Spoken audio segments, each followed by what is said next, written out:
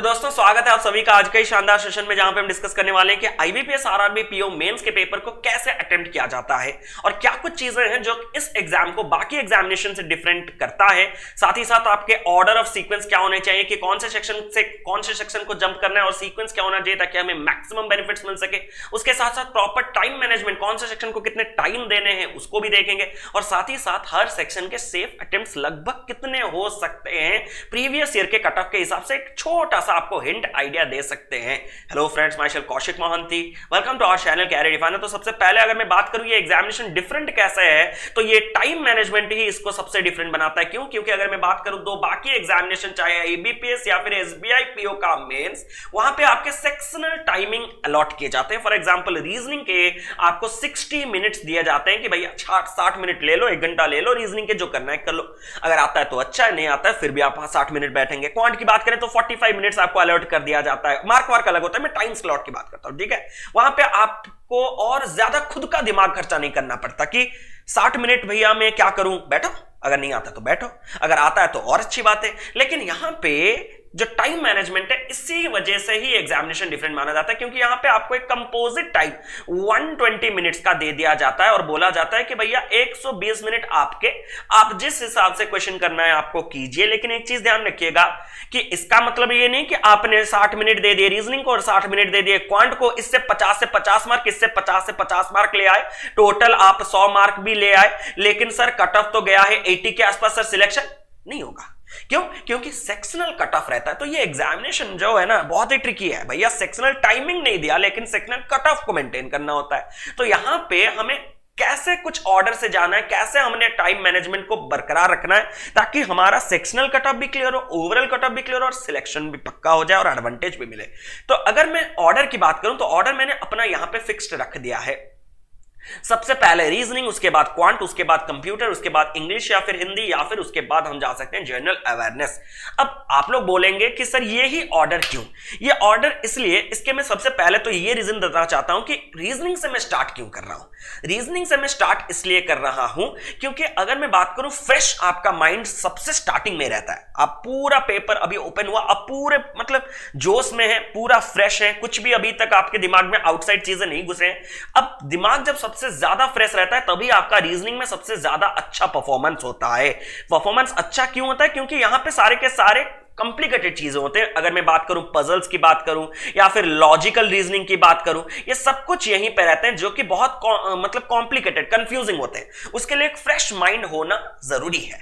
तो अगर मैं अपने फ्रेश माइंड को रीजनिंग से स्टार्ट करने की कोशिश करूं तो इससे मुझे बेनिफिट डेफिनेटली मिलेंगे। कितना टाइम देना है? 25 मिनट्स देना है। 25 मिनट्स मैंने कुछ सोच समझ के दिया है, क्योंकि अगर मैं बात करूं 20 मिनट्स हमें प्रीलिम्स के एग्जामिनेशन में एक सेक्शन को मिलते हैं, तो 20 मिनट्स तक तो मैं एक सेक्शन को आराम से खींच सकता हूं बढ़िया से विदाउट बोर हुए। और 20 मिनट जब मैं बात करता हूं मेंस लेवल के क्वेश्चन की, तो वहां पे अगर आपके अटेम्प्ट्स थोड़े कम हो गए ना तो आपको थोड़ा अच्छा नहीं लगेगा। इसलिए 25 मिनट्स लीजिए, एक प्रॉपर अटेम्प्ट बनाइए। सर कितना बनाएं ये बता दीजिए। देखिए ये तो मैं बताऊंगा लास्ट में, लेकिन उसका रीजन अलग है बताने का। ये नहीं कि आपको उसी 25 मिनट में वो करना है। क्यों? क्योंकि अगर आप अपना कुछ नंबर ऑफ अटेम्प्ट्स को पहले से सेट करके जाते हैं ना, अगर आपने अपना गोल को सेट करके रखा है कि भैया रीजनिंग में तो इतना करूंगा ही करूंगा, 30 करूंगा, 35 करूंगा, तो उससे आपके दो पहलू निकल के आते हैं। क्या क्या? अगर आपने उस गोल को अचीव कर लिया तो भी आपके लिए बुरा है। सर क्यों? अच्छा तो हुए। अगर आपने उस चीज को अचीव कर लिया तो आप बहुत ही कैजुअल हो जाएंगे। हाँ भैया मैं जो सोच के आया वो तो हो रहा है, मतलब सब कुछ मेरे फेवर में चल रहा है। आप थोड़ा कैजुअल हो जाएंगे, जिसकी वजह से आपका एफिशिएंसी घटेगा और एफिशिएंसी घटने से उसके इंपैक्ट बाकी सब्जेक्ट्स में आपको देखने के लिए मिलेंगे। और अगर वो अनअचीवेबल या फिर नॉट अचीव, आप अचीव नहीं कर पाए, तो उसका प्रेशर भैया अलग ही रकम का होता है, बाकी सेक्शन में तो झलकेगा ही झलकेगा। इसीलिए गोल को उस हिसाब से सेट मत कीजिएगा भैया इतना करना है। नंबर ऑफ अटेम्प्ट्स क्या कुछ करने हैं ये हम लास्ट के 15 मिनट में देखेंगे। लास्ट के 15 मिनट ये पहले से लिख के जाते हैं। लास्ट के 15 मिनट्स में हम देखेंगे कि अटेम्प्ट्स क्या कुछ बने हैं। क्यों? अब देखिए लिंक स्टार्टिंग फ्रेश हुआ, 25 मिनट आपने दे दिए रीजनिंग को, पूरा बढ़िया से आपने जितने अटेम्प्ट्स किया है आपने अपना बेस्ट दिया है, नंबर ऑफ अटेम्प्ट्स मैटर नहीं करता, आपने अपना बेस्ट दिया। उसके बाद जब दिमाग एक बढ़िया लेवल पे पहुंच चुका है, एक मतलब एक बढ़िया पॉइंट पे कि हाँ भैया अब दिमाग परफेक्टली काम करने लगा है, उसी टाइम पे आप भैया क्वांट सेक्शन को चले जाइए। क्यों? क्योंकि यहां पे आके ज्यादातर इन्वॉल्व होंगे कैलकुलेशन, इन्वॉल्व होंगे ज्यादातर, आपको थिंकिंग जरूरत होगा अरिथमेटिक के प्रॉब्लम्स की, और तो ये थिंकिंग और ये कैलकुलेशन और यहां पे सिली मिस्टेक्स भी कम हो जाएंगे अगर आपका दिमाग प्रॉपरली उस वक्त काम कर रहा है। तो ये सारे चीजें का बेनिफिट आपको तभी मिलेगा जब आप पहले 25 मिनट्स रीजनिंग को देने के बाद 25 मिनट्स आप क्वांट को देते हैं। और यहां पे भी number of attempts should be your best attempt, just आपका बेस्ट दीजिए, लास्ट में बताएंगे कितना कुछ करना है, ठीक है, फिक्र मत कीजिए। कंप्यूटर नॉलेज को उसके बाद रखने का रीजन ये है 25 और 25 मिनट यानी कि अब तक लगभग 50 मिनट्स आपने डिवोट कर दिए, जो कि लगभग एक प्रीलिम्स एग्जामिनेशन का स्लॉट है, क्योंकि 1 घंटा होता है। और उससे पहले आपने ऑलरेडी उस सेंटर में 1 घंटा बिता लिया होगा, क्योंकि आपके कुछ स्कैन वगैरह होते हैं, बायोमेट्रिक होता है, फोटोज होते हैं, कुछ बहुत अटेंडेंस होता है, उससे पहले लाइन लगाना होता है, तो सुबह उठ के गए होंगे, बहुत सारे टेंशन, मतलब अभी तक आप एग्जामिनेशन हॉल में लगभग 2 घंटा गुजार चुके होंगे। तो अभी आपका दिमाग अब थोड़ा फ्रेश होना चाहिए था, रेस्ट लेना चाहता है, तो रेस्ट आपको प्रोवाइड करेगा ये कंप्यूटर। क्योंकि रेस्ट इसीलिए, इसके क्वेश्चंस बहुत ही डायरेक्ट आते हैं, मतलब आपको स्क्रीन से देखना है, हाँ ये पढ़ना एक्सेल में कंट्रोल एस, हाँ ये यस, ऐसा करते करते मतलब एक के बाद एक। और यहां पे अगर मैं आपको आइडियल टाइम दूं तो आइडियल टाइम 10 मिनट्स होना चाहिए, लेकिन बहुत लोग बोलेंगे नहीं हो रहा, इसीलिए मैं बता रहा हूं कि बहुत लोगों का स्पीच रेट या फिर रीडिंग रेट जिसको हम कहते हैं वर्ड्स पर मिनट, जो रीड करने का कैपेबिलिटी कम होता है, मतलब वो आराम से पढ़ते हैं, चीजों को समझते हैं सच में, लेकिन आराम से पढ़ते हैं।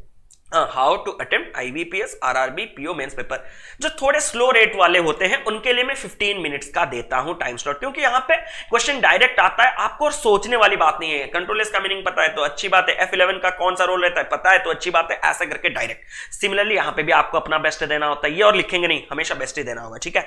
उसके बाद दिमाग थोड़ा 10-15 मिनट का रेस्ट ले लिया, अब आप चलते हैं कुछ और काम करने के लिए। अब काम कहां पे बचा है? जनरल अवेयरनेस में ज्यादा काम नहीं बचा, हमारे पास काम बचा है या तो हम इंग्लिश लैंग्वेज की बात कर सकते हैं या फिर हिंदी लैंग्वेज की बात कर सकते हैं। इस लैंग्वेज में आपको थोड़ा दिमाग का काम इसीलिए करना पड़ेगा क्योंकि यहां पे आरसीज रहेंगे, एरर डिटेक्शन रहेंगे, और यहां पे एरर डिटेक्शन एक लाइन का नहीं होगा, बड़े बड़े पैराग्राफ फॉर्म्स में आपको मिलेंगे, बहुत चीज आपको रीड आउट करना होगा, गारंटेड बहुत से चीजें आपको रीड आउट करना होगा, जिसके लिए थोड़ा पेशेंस चाहिए। तो ये रेस्ट आपको हेल्प करेगा वो पेशेंस को रीगेन करने के लिए, और उस सेक्शन में आपको 20 मिनट्स का टाइम देना होगा। और ये मैं अपने हिसाब से कह रहा हूं, ये आप अपना चेंज कीजिएगा। क्यों? क्योंकि यहां पे मैं आप लोगों को 2 कैटेगरी में रेट करता हूं, एक 70-30 के स्केल में रेट करता हूं, या फिर 7:3 रेशियो में, या फिर उससे ज्यादा हो सकता है, लेकिन अच्छा लगे इसलिए 70-30 रखा। आप भी कमेंट करके बताइएगा कि आप 70 वाले हैं या फिर 30 वाले हैं। 70-30 मतलब अगर 100 बच्चे एग्जामिनेशन देने जाते हैं तो 70 बच्चे इंग्लिश को एज ए फियर मानते चलते हैं, और सिर्फ उनका मोटो रहता है कि भैया सेक्शनल कट ऑफ निकल जाए, इससे ज्यादा मुझे उम्मीद नहीं है कि इसके भरोसे मैं ओवरऑल क्लियर करूंगा, भैया राम, ऐसा नहीं है। लेकिन 30 बच्चे, बस उनका मन रखने के लिए मैं बोल रहा हूं कि कुछ ऐसे बच्चे होंगे जिनका इंग्लिश बचपन से स्ट्रेंथ है, पढ़े हैं अच्छे तरह से, प्रिपरेशन अच्छा है, तो उनका मोटो है कि भैया इंग्लिश में मुझे ज्यादा स्कोर अप करने ताकि रीजनिंग और मैथ्स का कमी हमें महसूस ना हो। तो ये ओवरऑल में इंग्लिश का आपका रोल देखते हैं, तो वो अपने जो टाइम स्लॉट है 20 मिनट्स को ज्यादा बढ़ा सकते हैं। लेकिन जब मैं बात करता हूं ये वाले कैटेगरी 70 वाले कैटेगरी, तो ये मेजॉरिटी होंगे, इवन मैं खुद इसी कैटेगरी में इंक्लूडेड हूं, तो मैं इसको 20 मिनट्स ही दूंगा। लेकिन अगर आपका स्ट्रेंथ है तो आप यहीं पे मेरे स्ट्रैटेजी से थोड़ा अलग जा सकते हैं, और इसके कैसे आपको करना है इंप्लीमेंट वो मैं आपको बताऊंगा कि लास्ट 15 मिनट्स में आपको क्या करना है। चलिए, तो 20 मिनट्स आपको इंग्लिश में देना और सेक्शनल कट ऑफ पार करने की तरह औकात बना देना है, कोशिश यही रहनी चाहिए। अब रही बात, अगर मैं बात करूं जनरल अवेयरनेस की, तो इसको मैं सबसे लास्ट में इसीलिए रखा हूं बिकॉज यहां पे मुझे फिर से इस काम के बाद थोड़ा रेस्ट की जरूरत है। क्यों? क्योंकि रेस्ट के बाद मेरे फिर से टाइम बचेंगे और उन टाइम को मुझे प्रॉपरली फिर यूज करना है। तो ये रेस्ट मुझे प्रोवाइड करेगा अभी जनरल अवेयरनेस। ये रेस्ट जो प्रोवाइड करेगा, इसको मुझे कितना टाइम देना है, यहां पे मैं आइडियल टाइम मानूंगा 15 मिनट्स, और जो थोड़े स्लो पढ़ते हैं उनके लिए 20 मिनट। सर अगर आप देखें तो कंप्यूटर और जनरल अवेयरनेस हम एक ही तरह ही देखते हैं कि अगर आ रहा है तो आ रहा है, नहीं आ रहा है तो नहीं आ रहा। तो यहां पे 10-15 मिनट, यहां पे 15-20 मिनट का फर्क क्यों? क्योंकि यहां पे क्वेश्चन डायरेक्ट आते हैं, लेकिन जनरल अवेयरनेस में क्वेश्चन इनडायरेक्ट आता है। मतलब जो क्वेश्चन वो पूछना चाहता है ना, उसी क्वेश्चन का आंसर निकालने के लिए आपको एक बड़ा सा पैराग्राफ नहीं, मतलब 2-3 लाइन तो पढ़ना ही पड़ेगा। मतलब वो ऐसा बहुत ही कम क्वेश्चन देगा कि इंडिया का कैपिटल क्या है, आप लिख के आ जाएंगे, ऐसा नहीं है। वो इंडिया को बताने के लिए घुमा फिरा के देगा। मतलब वो बोलेगा कि एक कंट्री है, उस कंट्री के प्राइम मिनिस्टर अभी रिसेंटली गए हैं यहां पे, इस कंट्री के प्राइम मिनिस्टर के साथ मिले हैं, उन्होंने एक मेमोरेंडम ऑफ अंडरस्टैंडिंग साइन किया है जिसके तहत यह होगा, वो होगा, वो होगा। तो अगर वो मतलब दूसरे वाले कंट्री का प्राइम मिनिस्टर ये है, तो आपको पता लगाना है कि दूसरा वाला कंट्री क्या है। और दूसरे वाले कंट्री में अभी हमें पता चला कि हाँ इंडिया के प्राइम मिनिस्टर ही गए हैं, तो वहां से आपको कंट्री पता चला, ये कंट्री इंडिया के बारे में बात कर रहा है और इंडिया का प्राइम मिनिस्टर नरेंद्र मोदी जी है। तो इस तरह से घुमा फिरा के क्वेश्चन आएंगे, ये पक्का है, लिख के ले लीजिए। अगर आप सोच रहे ना कि जो फंडिंग होते हैं कि सपोज ये रोड डेवलपमेंट के लिए कितना फंडिंग हुआ है, $450 मिलियन, ये डायरेक्ट पूछे जाएंगे, तो उसके लिए भी बड़े बड़े चीजें लिख के आएंगे। तो उन चीजों के डरने का नहीं, आप अगर प्रिपेयर करके गए तो आंसर आएगा, लेकिन पढ़ना ज्यादा पड़ेगा। इसीलिए यहाँ पे 15 to 20 मिनट्स आपको डिवोट करने, क्योंकि क्वेश्चंस इनडायरेक्ट रहते हैं। तो अभी अगर मैं सबके अपर लिमिट लूं तो 25, 25, 50, इसका अपर लिमिट ले रहा हूं 15, 65, इसका अपर लिमिट ले रहा हूं 20, 85 और इसका अपर लिमिट ले रहा हूं 20, 105 मिनट्स आपने अभी तक अपना दे दिया है। अभी भी 120 मिनट से लास्ट 15 मिनट, जो कि स्टार्टिंग में हमने लिखा था, लास्ट 15 मिनट्स अभी भी बाकी है। अब यहां पे इस चीज को आप 3 कैटेगरी में बांटेंगे। मतलब सर 5, 5, 5 इतना नहीं कर सकते, नहीं ऐसा बताए भी नहीं। अब एक चीज है, अगर आप कमजोर दिल वाले तो 1 मिनट स्किप कर दीजिएगा, अगर स्ट्रेंथ है तो इस चीज को सुन लीजिए। अगर पिछले कुछ सालों का एनालिसिस देखें, प्रीवियस ईयर कट ऑफ देखें और इस साल का कुछ प्रेडिक्शन लगाएं, तो देखिए मैं ये नहीं चाहता कि आप लोग अच्छा परफॉर्म करके आए, ओवरऑल आपका अटेम्प्ट बहुत ही अच्छा हो, ओवरऑल कट ऑफ भी पार हो जाए, लेकिन सेक्शनल कट ऑफ की वजह से आप रह जाए। क्योंकि यहां पे हर सेक्शन को टाइम अलॉट करना आपके हाथ में है।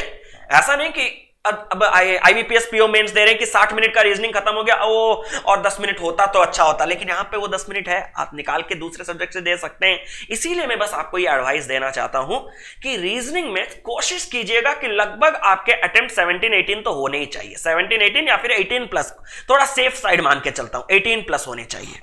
अब न्यूमेरिकल एबिलिटी में आपके अटेम्प्ट्स डेफिनेटली 8 प्लस होने चाहिए, लेवल ऑफ डिफिकल्टी हाई रहता है इसीलिए 8 प्लस होने चाहिए। कंप्यूटर अवेयरनेस 10 क्वेश्चन करेंगे तो 5 का कटअप भी नहीं जाएगा, लेकिन उसको साइड के लिए 12 प्लस करने चाहिए, क्योंकि ये 0.5 से मल्टीप्लाई होगा, क्योंकि 40 क्वेश्चन 20 मार्क, मतलब एक क्वेश्चन हाफ मार्क का है, तो 12 क्वेश्चन 6 मार्क के होंगे। और रीजनिंग के इंग्लिश की बात करें तो इंग्लिश में 15 प्लस आपको, या फिर हिंदी जो भी लैंग्वेज है 15 प्लस तो आपको मानते ही चलना है। और जनरल अवेयरनेस की बात करें तो इसका कट ऑफ हाई जाता है आरआरबीज में, तो 20 प्लस आपको मान के चलना है। लेकिन अभी भी अगर मैं ऐड करूं तो 18 का अगर मैं 1.25, इन दोनों का तो 1.25 मार्क्स है ना, क्योंकि 40 क्वेश्चन 50-40 क्वेश्चन, तो ये 27 का अगर मैं 1.25 टाइम्स करूंगा तो ये 27 में और सपोज मिल गया कितना, 1 इसका 1/4 कितना होगा, 28 का 1/4 ले लो ना 7, तो ये मिलके आ जाएगा सपोज 34, मानते चलिए ना। 12 क्वेश्चन का आपको 6 मार्क मिलेगा, 15 क्वेश्चन का आपको 15 मार्क मिलेगा, 20 क्वेश्चन का आपको 20 मार्क मिलेगा। 34 और 6 ये हो गए आपके 40 प्लस 15 ये हो गए आपके कितने हो गए आपके 55 में 20 हो गया आपके 75। अब ये भी एक तरीका सेफ नहीं हो सकता, मैं कह सकता हूं, क्योंकि 75 भी जा सकता है, लेकिन स्टेट्स की अगर मैं बात करूं तो 90-95 ऐसा करके भी जा सकते हैं, 80s के भी जाते हैं, 88s के भी जाते हैं। तो सर ये अटेम्प्ट्स करने के लिए बोल रहे हैं और फिर बोल रहे हैं कि ओवरऑल फिर 75 प्लस होना चाहिए, ये कैसा का नियम है? आप सबको पता है कि सेक्शनल कट ऑफ अगर आपके क्लियर हो रहे हैं, इसका मतलब ये नहीं कि आपका ओवरऑल कट ऑफ क्लियर हो जाए। इस साल की अगर मैं बात करूं तो पीओ के प्रीलिम्स एग्जामिनेशन में हर सेक्शन का कट ऑफ 10-10-10 था, तो क्या ओवरऑल कट ऑफ 30 था? ये कॉमन सेंस आप में होना चाहिए। तो ये चीज को अवॉइड करने के लिए अब आपको देखना है कि मैं क्या कर सकता हूं। फॉर एग्जांपल मैं खुद की अगर मैं बात करूं तो मेरा अगर क्वांट स्ट्रांग है तो मैं डेफिनेटली क्वांट में इस 25 मिनट में तो 8 से ज्यादा क्या मैं लगभग मैं खुद के ऊपर गारंटी दे सकता हूं, क्वेश्चन का लेवल जो 15 क्वेश्चन तो कर ही सकता हूं। अगर मैं 8 से 15 यानी कि 7 क्वेश्चन ज्यादा कर रहा हूं और हर क्वेश्चन के लिए मुझे 1.25 मार्क्स रिवार्ड किए जा रहे हैं, तो लगभग मैं 9 मार्क्स एक्स्ट्रा भी लेके आ सकता हूं यहां पे। और 9 मार्क्स जब एक्स्ट्रा आता आता है 75 में 84, तो ये लगभग एक अच्छा अटेम्प्ट बन जाता है। सिमिलरली मैं सिर्फ इसमें नहीं, इंग्लिश में भी मुझे कॉन्फिडेंस है कि और 5 तो मैं ले ही आऊंगा, तो यहां पे और 5 मिल गया, 84 + 5 89। तो ये और 5-6 मार्क्स आपको जुगाड़ लगाने, और उसके साथ साथ आपके पास लास्ट के 15 मिनट भी बाकी है। मतलब ये लास्ट के 15 मिनट में सबसे पहले तो आप देखिए कि ये आंकड़ा कहां कहां पार नहीं हुआ, 18, 8, 12, 8, और मुझे जितना दूर तक लगता है यही रीजनिंग का आंकड़ा पार नहीं हुआ होगा। बाकी सारे के सारे आंकड़े अगर आप वाकई में प्रिपेयर किए तो पार हो गया होगा। क्यों? क्योंकि रीजनिंग का लेवल हाई रहेगा, मॉडरेट से हाई, और 25 मिनट में 18+ क्वेश्चन करना शायद इंपॉसिबल है। लेकिन इसका मतलब नहीं कि स्टार्टिंग में ही उसको 30-40 मिनट देके 18+ करें, नहीं भैया प्लीज। इसीलिए तो आधे चीजें बाद में कहे, नहीं तो स्टार्टिंग में बता देते। थोड़ा चीजों को रिलेट कीजिएगा। आपने अपने टाइम मैनेजमेंट के बाद अभी के 15 मिनट को यूज करने के, हाँ भैया रीजनिंग में अटेम्प्ट्स 25 मिनट में मेरे 15 ही बन पाए, और 3-4 क्वेश्चन तो मुझे डेफिनेटली रीजनिंग के खींचने हैं। तो अभी से मैं 3-4 क्वेश्चन रीजनिंग के करूंगा। ऐसा नहीं कि कितना मिनट दूंगा, 3-4 क्वेश्चन तो रीजनिंग के करूंगा ही करूंगा, ताकि रीजनिंग का सेक्शनल कट ऑफ ना रह जाए। ठीक है, ये चीज पे ध्यान देना है। अगर सारे के सारे अटेम्प्ट्स ऐसे आपके मतलब उठ चुके हैं, मतलब 18+, 8+ सब कुछ हो चुका है, अभी 15 मिनट्स आपके लास्ट के बचे हुए हैं, तो आप अभी देख सकते हैं कि कौन सा सेक्शन आपका इजी आया था। मतलब आप जब पूरा का पूरा पेपर देख चुके हैं तो आपको यह अंदाजा हो गया होगा कि हाँ भैया रीजनिंग डुएबल था। आप लोग वही से जज कर देते ना, आज के तो बताते हैं ना, हाँ रीजनिंग इजी था, क्वांट डिफिकल्ट था, इंग्लिश बहुत हाई था, आप लोग बताते हैं ना। तो सिमिलरली खुद को समझाइएगा, या भैया रीजनिंग डुएबल लगता है, तो अभी थोड़े टाइम और रीजनिंग को देने से शायद मेरे एक्स्ट्रा मार्क्स वहीं से आ सकते हैं। सर मुझे लग रहा है कि देखिए कंप्यूटर को तो दोबारा वापस नहीं आना है, चांस नहीं है, एक ही बार में होगा। जनरल अवेयरनेस को दोबारा वापस नहीं आना है। इंग्लिश जैसे सब्जेक्ट को 70-70 वाले स्टूडेंट्स तो कभी वापस आएंगे नहीं, बाकी के 30 वाले बच्चे आ सकते हैं। मैंने कहा था ना उनके लिए लास्ट 15 मिनट्स के स्ट्रैटेजी में देखिएगा। तो आपका अगर इंग्लिश में स्ट्रेंथ है तो आप इंग्लिश में आ सकते हैं एक्स्ट्रा मार्क्स। आपको लग रहा है कि इंग्लिश ईजी है as compare to maths and reasoning, आप आ सकते हैं एक्स्ट्रा मार्क्स लेने के लिए इंग्लिश लास्ट 15 मिनट्स में। अब ये दो जाने के बाद नहीं सर मुझे कुछ पता नहीं चल रहा, मुझे तो सब कुछ डिफिकल्ट लग रहा है, मैं रेट ही नहीं कर पा रहा हूं कि रीजनिंग डिफिकल्ट है या क्वांट डिफिकल्ट है या इंग्लिश डिफिकल्ट, मुझे कुछ पता नहीं चल रहा। तो आप चले जाइए अपने स्ट्रेंथ पे। मतलब अगर आपका क्वांट अच्छा है तो मैं लास्ट के 15 मिनट्स अगेन क्वांट को दे दूंगा, कम से कम वहां से और 4-5 क्वेश्चन अगर बन जाए तो। अगर मेरा रीजनिंग स्ट्रेंथ है तो मैं लास्ट के 15 मिनट स्ट्रेंथ अपने रीजनिंग को दे दूंगा, कहीं अगर मेरे और 4-5 क्वेश्चन वहां पे बन जाए तो। अगर मेरा लास्ट में स्ट्रेंथ इंग्लिश है तो कहीं अगर मेरे इंग्लिश में 4-5 क्वेश्चन उस 15 मिनट में बन जाए, अगर मेरे बेनिफिट्स मिल सके तो ऑब्वियसली मैं अपने स्ट्रेंथ पार्ट को ही जाऊंगा। तो यही था आपका आंकड़ा। तो लास्ट में बस जस्ट यही बताते हैं कि 25-25, 10-15, 20, 15-20, 105 मिनट्स का ये टाइम मैनेजमेंट जब आप कर रहे होंगे, कभी भी अटेम्प्ट्स के ऊपर फोकस नहीं कीजिएगा please. After completing this 105 minutes go for attempts, कि मैंने कितने अटेम्प्ट्स किए, नोट डाउन करिएगा मत, क्योंकि नोट डाउन करेंगे तो प्रेशर डेवलप होगा। फिर आप देखें कि हाँ भैया अब इसमें जाने चाहिए, क्योंकि 18 नहीं हुआ 15 हुआ है। या फिर क्वांट की बात करें, नहीं सर 3 ही क्वांट बने, तो ऑब्वियसली आपको और बाकी के 15 मिनट क्वांट में देने हैं, क्योंकि 3 कट ऑफ शायद उससे ज्यादा जा सकता है, आपको पता भी चल सकता है। मतलब एक खुशबू आते है, मतलब आप फील कर सकते हैं, महसूस होता है कि नहीं क्वांट में 3 अटेम्प्ट बहुत गंदा है, इसमें और थोड़े होने चाहिए। कंप्यूटर में नहीं 8 बने तो थोड़ा सोच के तो मारना ही होगा, इंग्लिश में नहीं बनना तो इंग्लिश में थोड़ा आरसी वारसी निकालो। तो यही चीज है, आपको लास्ट में देखना है 15 मिनट के बाद कि अभी कौन से सेक्शन में आपको जाने से बेनिफिट्स मिलेगा, उसी हिसाब से आपके लास्ट 15 मिनट्स को यूज कीजिएगा। और अगर आप सोच रहे हैं कि लास्ट 15 मिनट्स को यूज करना मतलब 15 मिनट्स क्या है, तो 15 मिनट्स बहुत कुछ है। अगर मैं 15 को टोटल टाइम 120 के हिसाब से रेट करूं परसेंटेज में, तो 12.5% है आपके एग्जामिनेशन टाइम का। 12.5% मतलब अगर मैं बात करूं तो लगभग आपके जितने भी मार्क्स आपने अटेम्प्ट किए, सपोज यहां तक अपने 80 मार्क्स अटेम्प्ट किए हैं, तो 1/8 या फिर 12.5% मतलब और 10 मार्क आप डेफिनेटली इसी 12 मिनट में 15 मिनट में ला सकते हैं। अगर आप प्रॉपरली एनालिसिस करें तो आपके परसेंटेज भी उस हिसाब से बढ़ सकते हैं अटेम्प्ट्स। तो प्रॉपरली यूज कीजिए उस टाइम को, और यही सब था। और ये अटेम्प्ट्स पे प्लीज फोकस ज्यादा मत कीजिएगा, मैं बताना नहीं चाहता, लेकिन एक्सपीरियंस है तो क्यों आपके साथ शेयर ना करूं, ये सोच के मैंने शेयर कर दिया। लेकिन चीजों को अपने हिसाब से एडवाइस दीजिए। देखिए इस दुनिया में आपके माँ बाप के अलावा आपके कोई और सगे नहीं है। कोई कुछ बोल रहा है, सबके चीजों को ब्लाइंडली एक्सेप्ट मत कीजिए, ना मेरा ना किसी दूसरे का। एग्जामिनेशन के लिए आपने ढंग से मॉक दिया है, मॉक्स के रिजल्ट से आप सेटिस्फाइड हैं, किसी और के मतलब बातें क्या बोलने वाला था, बातें सुनने की जरूरत नहीं। एग्जाम खुद देने जाएंगे, बिंदास एग्जामिनेशन क्लियर करके आएंगे। ठीक है, थोड़ा कॉन्फिडेंस बूस्टअप करने के लिए हमने ये एक आइडिया दे दिया, क्योंकि कमेंट्स काफी आए थे इस रिलेटेड की एक सेशन लाए, इसीलिए हम लाए। इसको इतना सीरियसली लेना आप जो करें, ठीक है। लेकिन लास्ट मोमेंट क्यों इतना चीज बता रहा हूं, क्योंकि ये 1-1.5 दिन का अभी और टाइम है। इसमें अगर आप अपने स्ट्रैटेजीज को मेरे हिसाब से ढाल रहे हैं, चेंज कर रहे हैं, that is not advisable. If you are not prepared for any strategy, then you can follow this strategy. But if you are prepared with another good strategy, whatever that may be bad, that may be worse, that may be worst, that may be good, that may be better, that may be best, अगर आप दूसरे strategy के साथ ready हैं और compatible हैं, comfortable हैं, please इस सबको फोकस करने की जरूरत नहीं। बस यही कह के आज के सेशन को एंड करते हैं। ऐसा ही क्वालिटी कंटेंट के साथ हम आपके साथ मिलते रहेंगे। सेशन अगर पसंद आया होगा तो डेफिनेटली लाइक कीजिए, दोस्तों के साथ शेयर कीजिए, एग्जिस्टिंग सब्सक्राइबर बेल आइकॉन को दबाइए ताकि आने वाले वीडियोस के नोटिफिकेशन आपको मिलते रहे। हम ऐसे ही क्वालिटी कंटेंट के साथ आपके साथ मिलते रहेंगे। जुड़े हमारे साथ, देखते रहे कैरियर डिफाइनर। तब तक keep loving, keep supporting. Thank you so much for watching.